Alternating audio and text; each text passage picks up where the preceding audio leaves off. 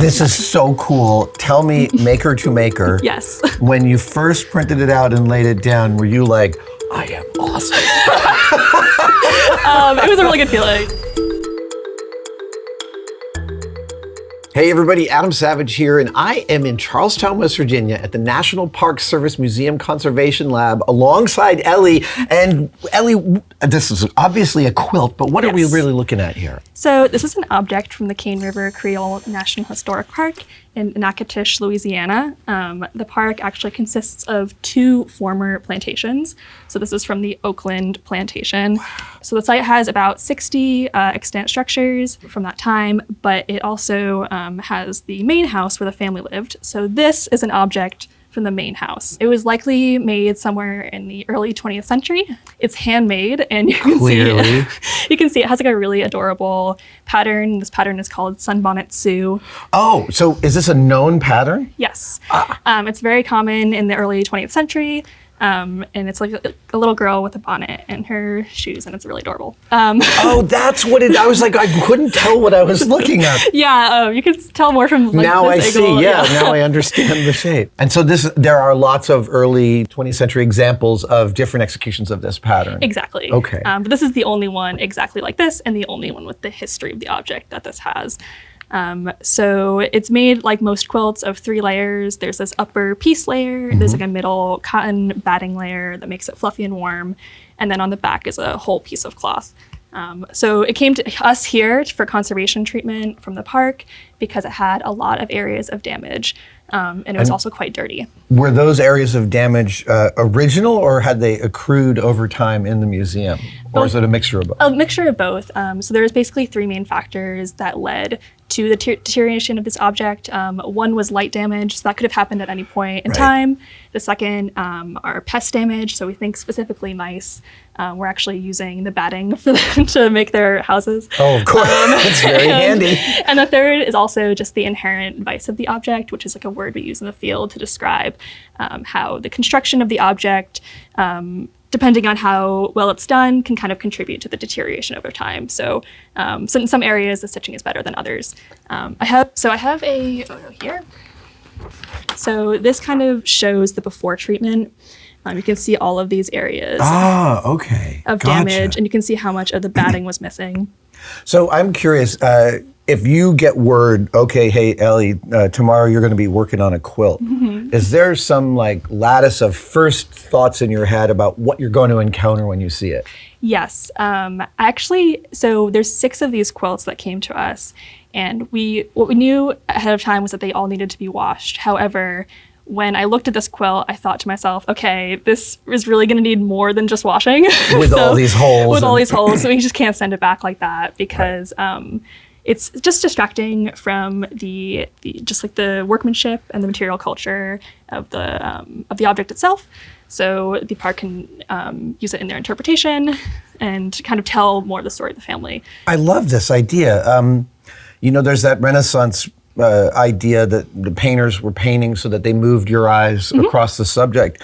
But you guys are thinking in the same way, that like you should be looking at this beautiful quilt and thinking about the people that made it, not these big holes that are all over the place. Exactly. So after we washed it, the second treatment step was to stabilize it and kind of... Wait. No, sorry. I want to go to the washing. Oh, yes. How do you wash something so delicate and careful? You don't throw it in a washing machine. We do not. You don't take it out to the river and scrub it on a... So you guys, what is your procedure for the careful washing? Yes, that's the washing table. So we laid the quilt out on the washing table and very gently poured water and a special kind of soap called Orvis that's specifically used to wash textiles very gently. And just really gentle rounds of like rinsing and also sponging it. So everything is staying in place, nothing's moving around. We just usually take several people. It's kind of fun, and you just kind of sponge the water through until all the soap suds are out. Amazing. And it's dabbing, not right. So we're not wringing. Right. We're not Right. I'm curious. Obviously, when you do this, the water, different contaminants turn the water, milky or slightly different colors. Sometimes I would imagine that the response to water is surprising. Like Yeah. really surprising colors come out. This one, I think it was mostly just yellow. Okay. Yeah. That's like the deterioration products of the textile itself. Sometimes it just come out as yellow. Right. So nothing too crazy on this one, but yes, a lot of, we've worked on some rugs before and there was just like so much that came out of the rugs when they were washed, as you can imagine. I sometimes watch those YouTube channels of people Yes. cleaning the rugs industrially. Yeah. Okay, so once you washed it, Yes. then you carefully let it dry by itself. Correct.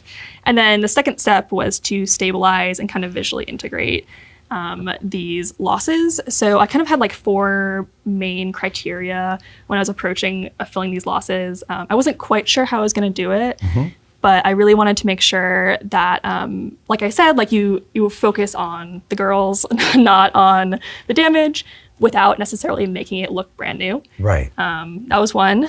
I wanted it to be completely reversible, anything that I did, which is like a core tenet in conservation treatment. The third thing, kind of related to the second, is that I wanted it to be able to be easily identifiable what I added to the object and what is original to the object. So that even if the notes don't accompany this object 50 years from now to another conservator, they can still reverse engineer what you did. Exactly. You're speaking to them across time just by your technique. I love that. That's a really nice way of putting it. And the last thing is also really important is I needed the treatment to be efficient because we work on a lot of objects, and to sort of maximize the amount of good work that we can do for the American people, we want to make sure that we're not spending like an extraordinary amount of time on each object. I would guess actually that it's almost quite a short amount of time that you get on each one, just a few days perhaps. It depends on each object, Sure. for sure. But since these ones specifically came to us for washing, and then we were like, okay, now we're gonna maybe do a little bit extra, Yeah. like that sort of factored in as well. Okay, so you've stabilized it. You're now looking at these, what did you call them, losses? Yes. You're looking at the losses, these voids. How do you solve that problem? Exactly. So I'm, like I said before, I'm a both paper and textiles conservation intern. So I actually had an idea to borrow from a paper conservation technique to solve this textile conservation problem. Neat. So in paper conservation, we often use this support material for tears called Japanese tissue. It's really thin. This is it. And it's really strong, and it's also stable over time. Oh, wow. It looks like almost non-woven. Yeah, it's really well made, and it's very thin. I think it's 5 or 6 grams per square meter. Right. I mean, it's microns thick. Yeah, but it's very strong. You can even try to tear it if you want. Well, I did. Okay, comparatively strong. Fair. Yeah, no, that is really cool material. Yes. So you use this in paper In conservation. paper conservation. However, there's also a technique in paper conservation where you can actually print on this if you just scotch tape it to like a normal sheet of copier paper and feed it through a laser printer.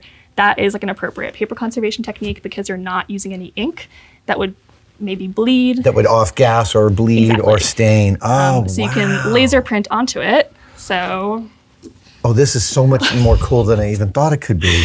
I laser printed onto just this sheet of paper, and I got this pattern that I made from just taking a photo of the original and photoshopping it and making the size. This is so cool. Tell me, maker to maker. Yes. When you first printed it out and laid it down, were you like, I am awesome?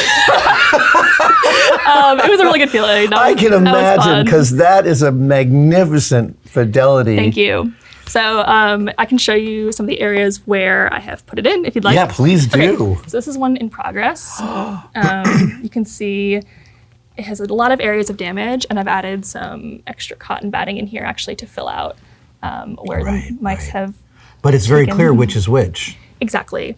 So kind of like I said, like it was important to me that it be reversible. So all I'm doing is I'm just stitching this, hand stitching it Just to small little stitches. no adhesive, just small little stitches that can be undone at any time. And it's also really easy to identify what is original to the object and what isn't, because one is paper and one is not. And it's a surprising thing, though, because you want to make it easy to identify for the future conservators, but not for anyone looking at this, not for Exactly. anyone else. Exactly. That's really cool. So it's kind of a tricky balance, but this Yeah. is kind of how I solved that problem. Also, you might be wondering, like, well, how will you be able to tell the cotton batting that you've added Yes. versus I was going to ask about Yes. ultraviolet light. Yes, so the original cotton batting has some optical brighteners in it, and the new cotton batting doesn't. So if you add a little bit of ultraviolet light, you can see, so this is original, Yeah. and then this is new. Oh, amazing. So you can just take that out.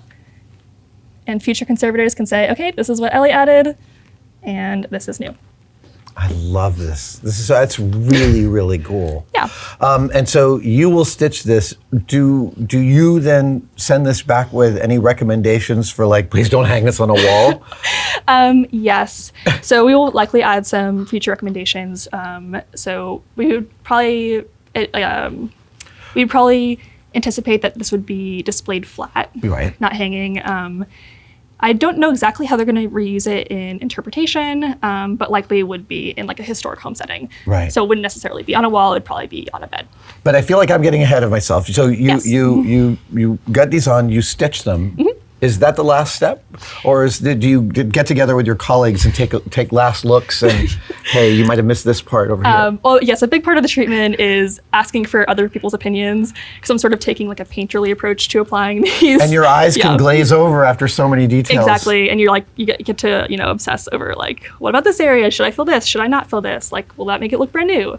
So the last step would actually be to cover the whole thing in this really thin silk crepeline, and I'm going to So this is stitch part it of over. its preservation. Yes, and will also be completely reversible. We're just going to put this over and stitch along the blocks to keep it in place. So it's already done actually on that side.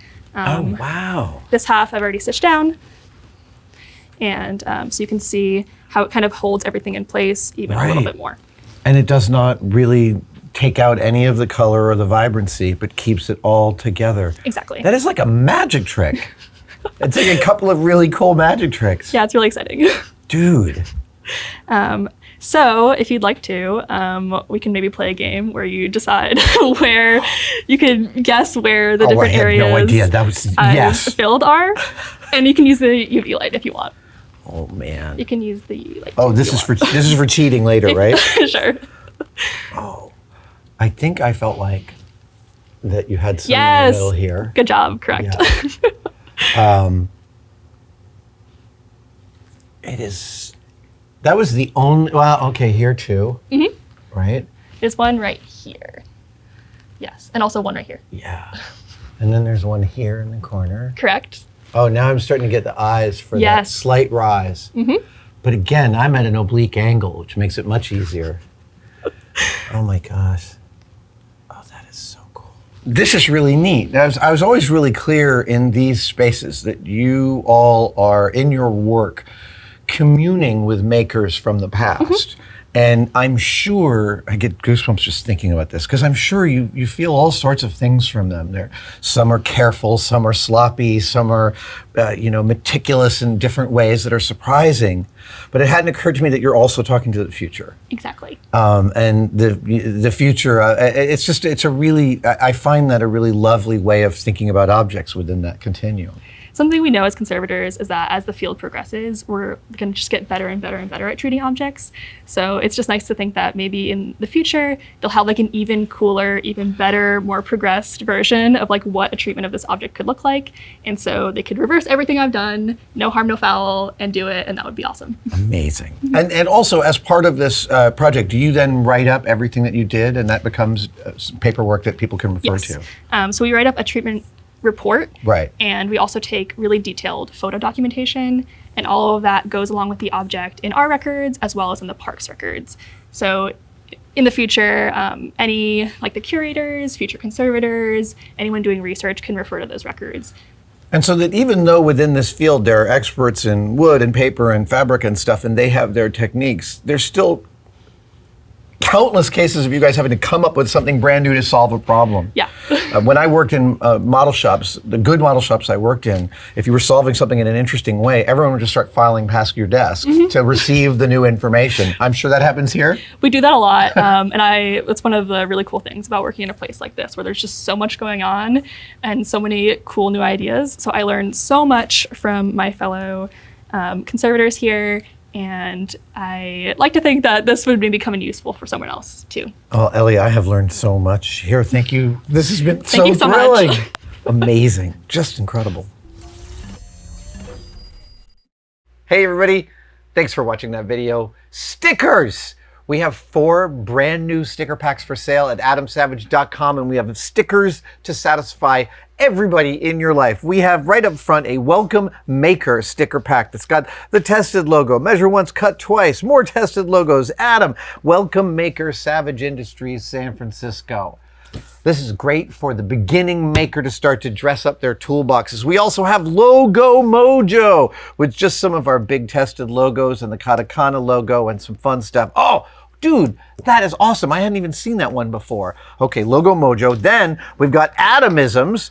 There's always more room on the Z-axis. The tested, always be knolling. It's not a problem to solve. It's a process to manage. Oh yeah, this is great. And then finally, we've got Stick Happens, which is for the screw-ups. Measure once, curse twice. We've got Adam eating everything in sight.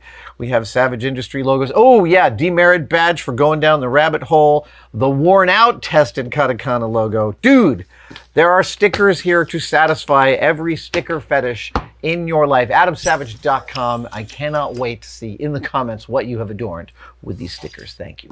Back to your YouTube rabbit holes.